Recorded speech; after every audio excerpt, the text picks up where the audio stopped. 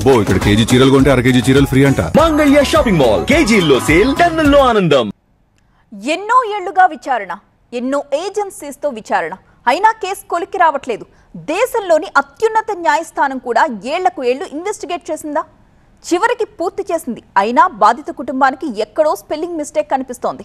ఇంతకీ విక్టిమ్ ఫ్యామిలీకి ఎందుకు అనుమానం వచ్చింది? 18 ఏళ్లుగా సాగుతున్న ఆయిషా మీరా హత్య కేసు ఫైనల్ రిపోర్ట్లో ఏముంది? ఆ సీల్డ్ కవర్లో సమర్పించిన నివేదిక మీద ఆయిషా కుటుంబం రేస్ చేస్తున్న డౌట్స్ ఏంటి?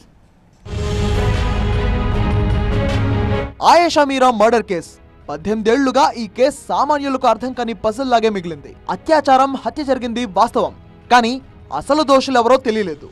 ప్రస్తుతం హత్య కేసులో సిబిఐ దర్యాప్తును పూర్తి చేసింది.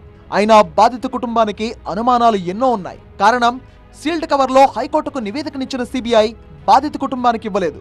ఇదే అభ్యంతరంతో హైకోర్టుకు వెళ్లింది ఆయిషా కుటుంబం. సిబిఐ తుది నివేదిక ఇవ్వాలని ఆయిషా మీరా తల్లిదండ్రుల తరపున న్యాయవాదులు వాదనలు వినిపించారు. సిబిఐ కోర్టులో ఉన్న నివేదికను తీసుకోవాలని కోర్టు సూచించగా 18 ఏళ్లుగా కోర్టుల చుట్టూ తిరిగారని, మళ్లీ నివేదిక కోసం కోర్టుకు వెళ్లాల్సిన పరిస్థితి వస్తుందని పిటిషనర్ కోర్టుకు తెలిపారు. సిబిఐ కౌంటర్ దాఖలు చేయడంతో వచ్చే శుక్రవారానికి తదుపరి విచారణను వాయిదా వేసింది కోర్టు. 18 ఏళ్ల కిందట తన బిడ్డను దారుణంగా హత్య చేశారని, ఇంతవరకు తనకు న్యాయం జరగలేదని ఆయిషా మీరా తల్లి ఆవేదన వ్యక్తం చేశారు. సిబిఐ 5 ఏళ్లలో విచారణ చేయాల్సి ఉండగా 8 ఏళ్లు చేశారని, రీపోస్ట్ మార్టం చేసిన నివేదిక కూడా తమకు ఇవ్వలేదన్న ఆమె సిబిఐ దర్యాప్తు పైన ఆయిషా కుటుంబం పలు అనుమానాలు వ్యక్తం చేశారు. ఈ నివేదికని మీరు సిబిఐ కోర్టులో ఒక లాయర్ని పెట్టుకొని లాయర్ ద్వారా పిటిషన్ వేసి ఆ రిపోర్ట్ మీరు తెచ్చుకోండి అన్నారు. మేము అసలు సిబిఐని మేము ఎవరిని అడిగాము?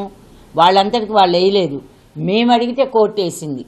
అప్పుడు తెలంగాణ హైకోర్టు మేము అడిగితే ఆ కేసుని సిబిఐకి అప్పగించడం జరిగింది.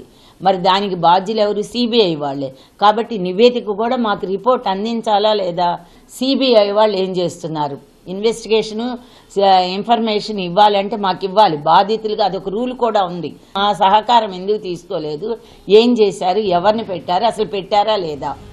2007లో విజయవాడ సమీపంలోని ఇబ్రహీంపట్నంలో ఒక లేడీస్ హాస్టల్లో ఉంటూ ఫార్మసీ కోర్స్ చేస్తున్న 17 ఏళ్ల ఆయిషా మీరా అత్యాచారానికి గురై శవమై తేలింది. అప్పట్లో ఉమ్మడి ఆంధ్రప్రదేశ్ లో కలకలం రేపిన దారుణ ఘటన అది. మొదట్లో జగిత్యాలకు చెందిన ఉపేందర్ సింగ్ ను అరెస్ట్ చేసి విచారించి ఆ తర్వాత వదిలేశారు. 2008 ఆగస్టులో పిడతల సత్యనారాయణ అలియాస్ సత్యంబాబును అదుపులోకి తీసుకున్నారు. 2010 సెప్టెంబర్ 29వ తేదీన విజయవాడ మహిళా కోర్టు సత్యంబాబును దోషిగా తేల్చి 14 ఏళ్లు జైలు శిక్ష విధించింది. ఈ తీర్పును సవాల్ చేస్తూ సత్యంబాబు అపీల్స్ చేసుకోగా ధర్మాసనం సుదీర్ఘ విచారణ చేసింది. 2017లో హైదరాబాద్ హైకోర్టు సత్యంబాబును నిర్దోషిగా ప్రకటించింది. దీంతో కేసు మళ్లీ మొదటికొచ్చినట్టయింది. దోషులెవరో తేలకపోవడంతో తమకు న్యాయం చేయాలంటూ హైకోర్టును ఆశ్రయించారు ఆయిషా మీరా తల్లిదండ్రులు. మొదట ఈ కేసులో పోలీసుల దర్యాప్తు సరిగ్గా లేకపోవడంతో సిట్ ఏర్పాటైంది. సిట్ దర్యాప్తులో పురోగతి లేకపోవడంతో కేసును తిరిగి 2018లో సిబిఐకి అప్పగించింది. అయితే 7 ఏళ్లు గడిచింది. తమ సుదీర్ఘ విచారణలో 266 మందిని ప్రశ్నించింది సిబిఐ. ముఖ్యంగా ఆయిషా మీరా హత్య కేసులో గతంలో విచారించిన అధికారులని ప్రత్యేకంగా ఇంటరాగేట్ చేసింది. దర్యాప్తును పూర్తి చేసి సీల్డ్ కవర్లో తుది నివేదికను హైకోర్టుకు, సిబిఐ కోర్టుకు సమర్పించింది సిబిఐ. మరోవైపు ఆయిషా మీరా కుటుంబానికి న్యాయం జరగాలని సత్యంబాబు కోరుతున్నారు. దర్యాప్తు సంస్థలు తప్పుడు విచారణ కారణంగా దోషులు తప్పించుకుంటున్నారని ఆవేదన వ్యక్తం చేస్తున్నారు సత్యంబాబు. హైకోర్టు నన్ను రిలీజ్ చేసింది. ఇంకా సిబిఐ పొద్దాక నా చుట్టూరు తిరుగుతున్నారు. ఇకనైనా నన్ను వదిలేయమని చెప్పేసి నేను కోరుకుంటున్నాను. ఎందుకనంటే ఇంకోటి ఏంటంటే, నిర్భయ కేసులో ఎటువంటి న్యాయం జరిగిందో ఆయిషా మీరా కేసుకు కూడా అదే న్యాయం జరగాలి. ఎందుకంటే వాళ్ళ తల్లిదండ్రి ఇప్పటి నుంచి కాదు, గత 18 సంవత్సరాల నుంచి వాళ్ళ తల్లిదండ్రి పోరాటం చేస్తున్నారు. వాళ్ళు ఒకటే కోరుకున్న, వాళ్ళ డబ్బు కోసం లేకపోతే ఆస్తుల కోసం ఇంకో దాని కోసం వాళ్ళు చేయట్లేదు.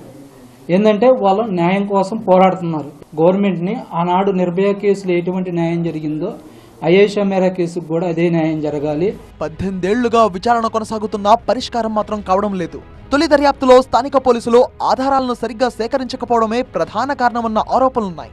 హాస్టల్లోని సంఘటనా స్థలంలో ఎవిడెన్స్ సేకరణ సరిగ్గా జరగలేదు అన్న విమర్శలు కూడా పోలీసులపై వచ్చాయి. ఫోరెన్సిక్ ఆధారాలు తారుమారయ్యాయని సిఐడి, సిబిఐలకు కేసు అప్పగించినప్పటికీ ఏజెన్సీల మధ్య సమన్వయం లోపించడంతోనే ఈ దర్యాప్తు సరైన దిశలో జరగలేదు అన్న చర్చ కూడా జరుగుతోంది.